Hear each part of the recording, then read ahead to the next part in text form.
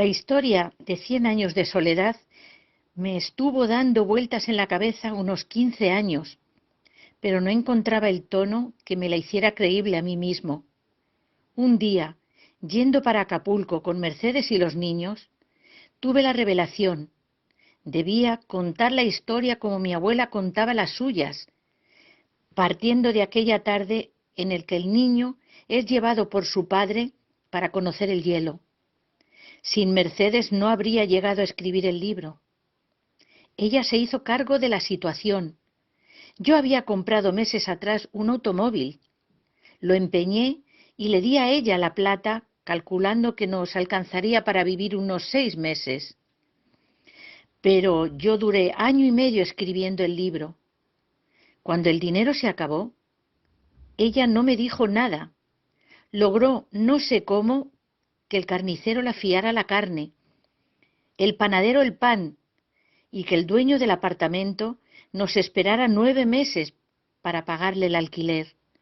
Se ocupó de todo sin que yo lo supiera, incluso de traerme cada cierto tiempo 500 hojas de papel. Nunca faltaron aquellas 500 hojas. Fue ella la que, una vez terminado el libro, puso el manuscrito en el correo para enviárselo a la editorial sudamericana. Llevó el manuscrito al correo mientras pensaba: ¿y si después de todo resulta que la novela es mala?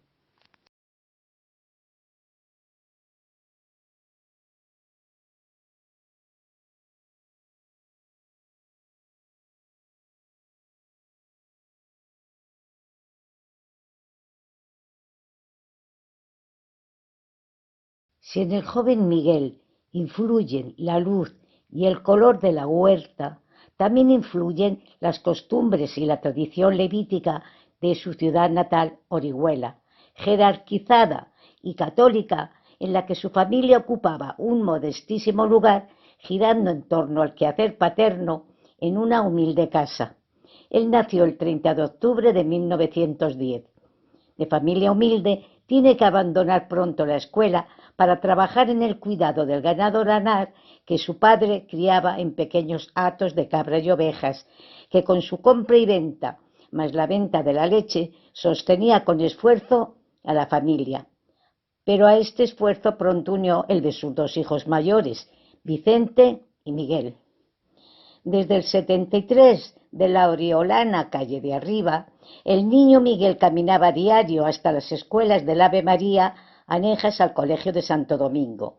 De los 9 a los 14 años fue en el propio colegio donde siguió los estudios, pero Miguel fue alumno de bolsillo pobre, como le llamó su condiscípulo José Marín Ramón Sige, al que le unió una buena amistad y tuvo influencia en su decisión de escribir. Este murió a temprana edad y a su memoria escribiría la elegía más hermosa de todos sus trabajos. Ya en Relaciones con Josefina Manresa y en el verano de 1936, la familia de ella se traslada a Elda por cambio en el destino de su padre guardia civil. En mayo, Miguel enferma y su gripe se complica y a consecuencia sufre una depresión. Entre sus muchos avatares y viajes a Madrid, donde trabaja y publica varias obras, llega la Guerra Civil y Miguel se alista en el 5º Regimiento, considerando que lo mejor son las milicias populares, pues él es del pueblo y junto al pueblo unió su suerte. El 9 de marzo de 1937, en plena contienda, contrae matrimonio civil en Orihuela con su amada Josefina, y ese verano escribe la canción del soldado esposo. El 19 de diciembre nace su primer hijo, Manuel Ramón, que fallece antes de cumplir el primer año. Toda su obra está dedicada al pueblo, a destacar las injusticias, y nos dejó poemas tan importantes como Las nanas de la cebolla, El niño yuntero o la inolvidable elegía Ramón Sige. Al final de su horrible cautiverio, y no queriendo renunciar a sus creencias, falleció en Alicante el 28 de marzo de 1942, dejando su inmensa obra para la posteridad.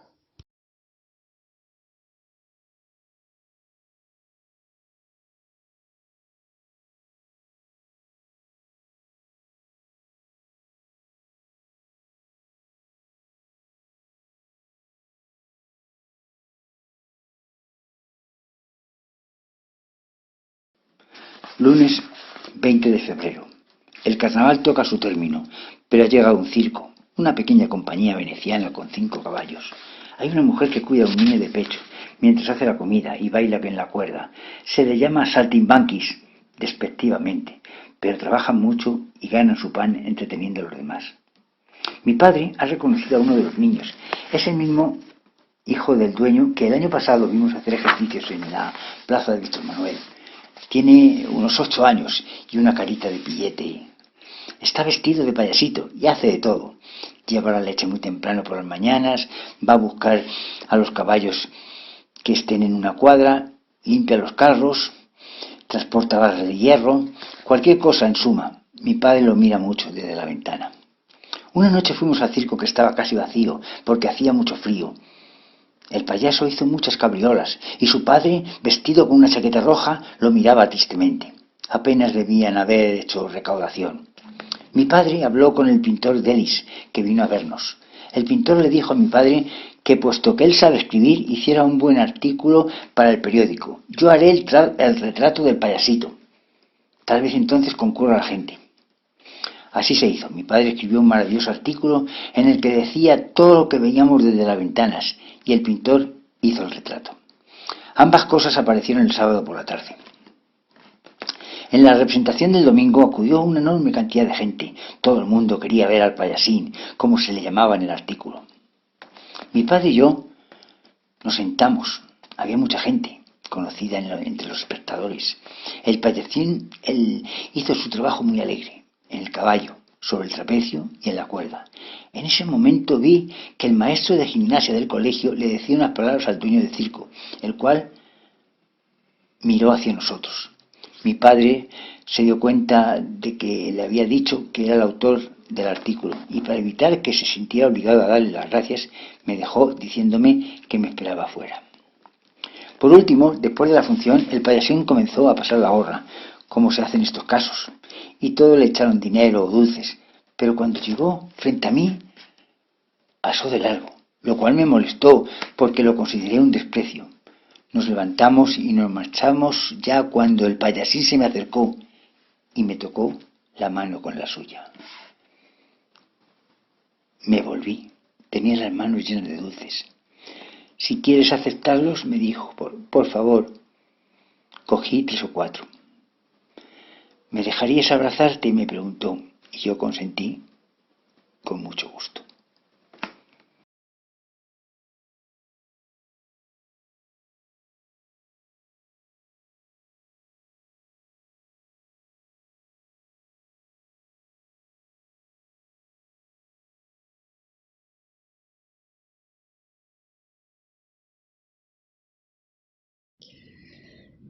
Después de comer, toda la cuadrilla se fue a la caza de huevos de tortuga en la playa. Iban de un lado a otro metiendo palitos en la arena, y cuando encontraban un sitio blandito, se ponían de rodillas y escarbaban con las manos. A veces sacaban 50 o 60 de un solo agujero. Eran redonditos y blancos, un poco menores que una nuez. Tuvieron aquella noche una soberbia fritada de huevos y otra el viernes por la mañana. Después de desayunar, corrieron a la playa dando relinchos y cabriolas, persiguiéndose unos a otros y soltando prendas de ropa por el camino hasta quedar desnudos. Y entonces continuaron la algarabía dentro del agua hasta un sitio donde la corriente impetuosa les hacía perder pie de cuando en cuando, aumentando con ello la juerga y los gritos. Se echaban unos a otros agua a la cara, acercándose con las cabezas vueltas para evitar la ducha, y se venían a las manos y forcejeaban hasta que el más fuerte chapuzaba a su adversario. Y luego, los 3 juntos, cayeron bajo el agua en un agitado revoltijo de piernas y brazos, y volvieron a salir resoplando, jadeantes y sin aliento. Cuando ya no podían más de puro cansancio, corrían a tenderse en la arena seca y caliente, y se cubrían con ella, y a poco volvían otra vez al agua a repetir una vez más todo el programa. Después se les ocurrió que su piel desnuda imitaba bastante bien unas mallas de titiritero. Inmediatamente trazaron un redondel en la arena y jugaron al circo. Un circo con 3 payasos, pues ninguno quiso ceder a los demás posición de tanta importancia y brillo. Más tarde sacaron las canicas y jugaron con ellas a todos los juegos conocidos, hasta que se hastiaron de la diversión. Joe y Hawk se fueron otra vez a nadar, pero Tom no se atrevió, porque al echar los pantalones por el aire había perdido la pulsera de escamas de serpiente y de cascabel que llevaba al tobillo. No se determinó volver al agua hasta que la encontró, y para entonces ya estaban los otros fatigados y con ganas de descansar. Poco a poco se desperdigaron, se pusieron melancólicos y miraban anhelosos a través del ancho río al sitio donde el pueblo sesteaba al sol.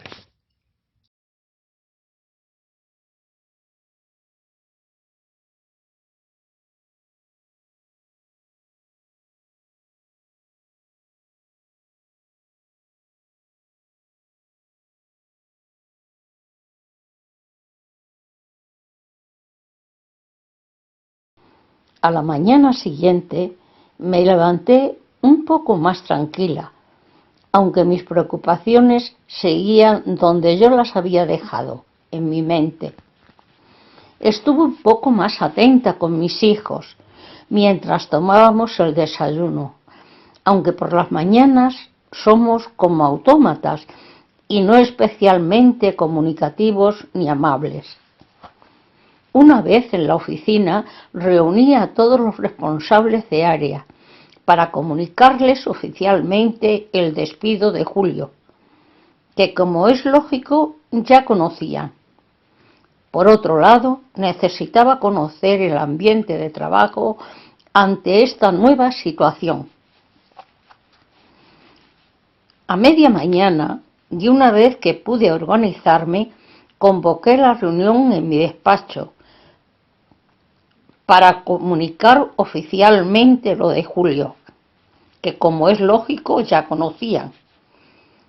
Cuando la reunión terminó, ya era hora de comer, así que agarré el coche para irme a un restaurante que estuviese lo suficientemente lejos como para no encontrarme a nadie de la empresa. Mientras conducía, me acordé de un sitio de comidas rápidas. Estando muy cerca del restaurante, vi como un coche salía, dejando su plaza libre para poder aparcar. Entré en el restaurante, pedí una comida ligera, que no pude terminar, pues mi estómago estaba cerrado. De regreso al coche, encontré en el parabrisas una hoja de publicidad que suelen dejar con frecuencia. No vi ninguna papelera y la guardé en mi bolso. De nuevo en el despacho, al abrir el bolso, vi la hoja de publicidad que había dejado anteriormente, cuyo mensaje decía: conferencia, regálate felicidad. Cuando leí esta hoja me quedé petrificada. Leyendo de nuevo todo el mensaje, me alteré con el título de la conferencia: regálate felicidad.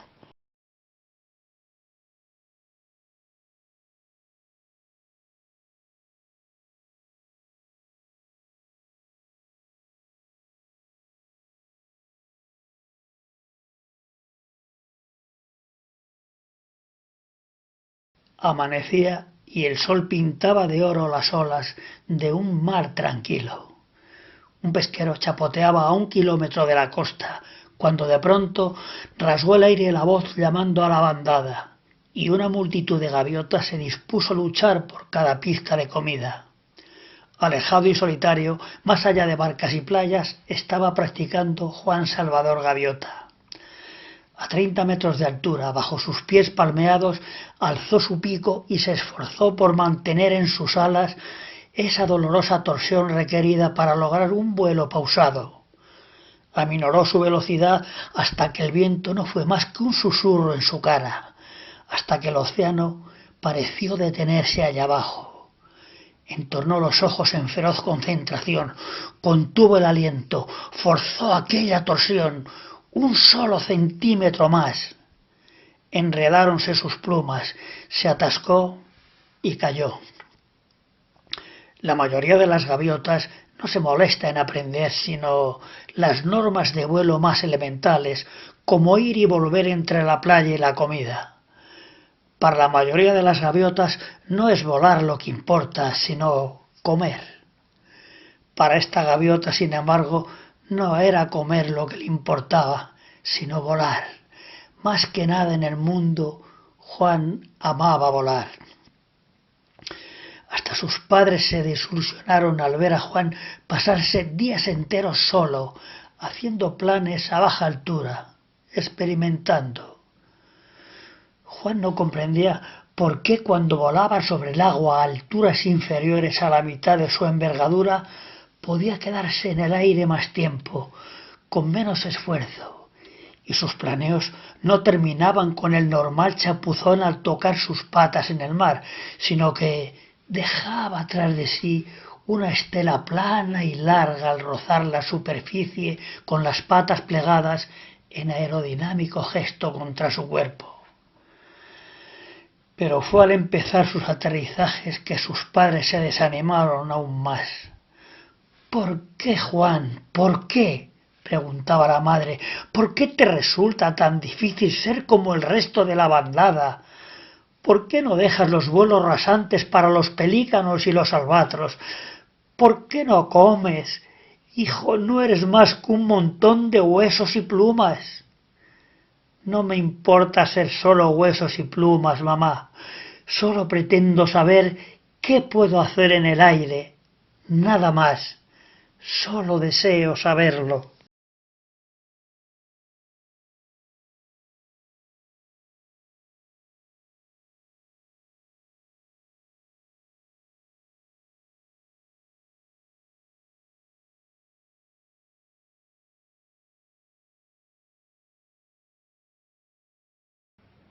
¿Has dibujado tú los planos, maestro constructor? Sí, mi señor obispo. ¿Queréis verlos? Ciertamente. Seguidme, por favor. El obispo Henry asintió, y Tom les condujo hasta su cobertizo a unos metros de distancia. Entró en la pequeña construcción de madera y salió con el plano del suelo, dibujado sobre argamasa con un gran marco de madera de más de 1 metro de longitud. Lo apoyó contra el muro del cobertizo, retrocedió un par de pasos y lo estudió. El momento era delicado. La mayoría de la gente no entendía de planos, pero los obispos y los señores aborrecían admitirlo, por lo que se hacía necesario explicarles la idea de que su ignorancia no quedara de manifiesto ante los demás. Claro que algunos obispos sí que entendían, en cuyo caso se sentían insultados cuando un simple maestro constructor pretendía darles explicaciones. Este es el muro que estoy construyendo, señor obispo, señaló Tom, indicando nervioso el plano. Sí, a todas luces la fachada este, dijo el obispo Henry. Aquello daba respuesta al interrogante. Sabía interpretar un plano a la perfección. ¿Por qué no tienen los cruceros naves laterales? Para economizar, señor obispo, contestó Tom al instante.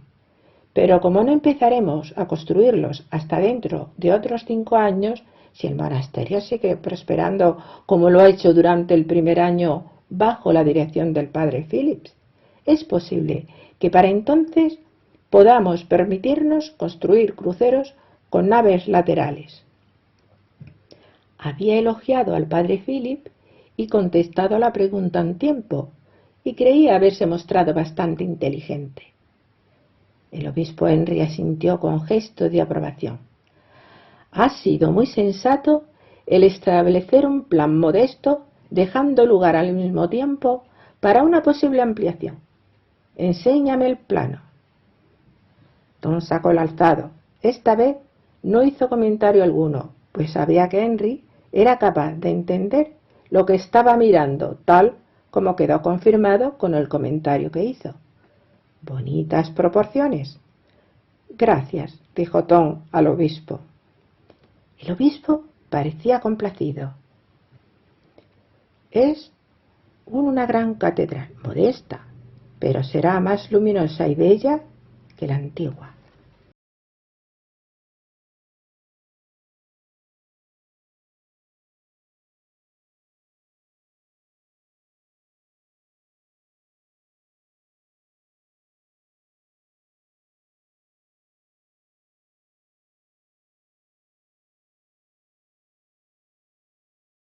Una vez, cuando me hacían una entrevista para una revista femenina de Londres, Greta estaba sentada en un rincón de la habitación e iba diciendo, después de casi cada una de mis respuestas, ¡qué mierda! ¡Oh, qué chorrada! Por fin indignada, yo le grité, ¿me están entrevistando a mí? ¿Qué demonio? Y cómo no, la periodista utilizó estas palabras como título de la entrevista. Aquello puso en peligro nuestra amistad, pero no acabó con ella, porque de alguna extraña manera Greta y yo somos hermanas y nos necesitamos, aunque sea para pelearnos. Yo la quiero mucho y creo que ella también me quiere a mí. En realidad, no es posible escribir sobre alguien a quien no se quiere. Aunque la pluma esté afilada por viejos rencores, tiene que haber amor en algún lugar. Si no es así, no existe tampoco la energía simple, animal, que mueve la pluma sobre el papel. El escribir requiere energía, más energía de la que uno cree poseer, y la energía procede del amor. Se necesita un momento de amor para escribir un poema, varios momentos de amor para escribir un cuento y centenares para escribir una novela. Un poema, seguramente esto ha sido dicho ya, es un ligue de una noche. Un cuento es una relación amorosa y una novela un matrimonio. De vez en cuando uno se cansa del tema y la pasión se debilita, pero en el fondo es fiel a la novela. Ocasionalmente uno sucumbe a las tentaciones, un poema, o dos, un cuento, pero la novela sigue, teniéndole a uno atado a una larga cuerda. Se puede huir de ella, pero no para siempre.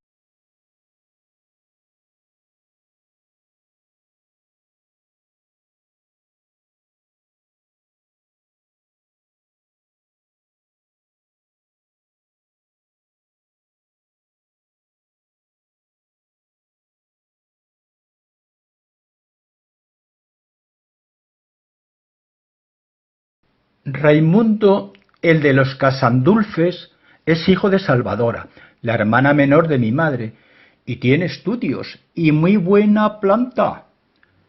Raimundo, cuando va a visitar a nuestra prima, la señorita Ramona, le lleva siempre una camelia blanca de regalo. Toma, Moncha, para que veas que te quiero y que te recuerdo siempre.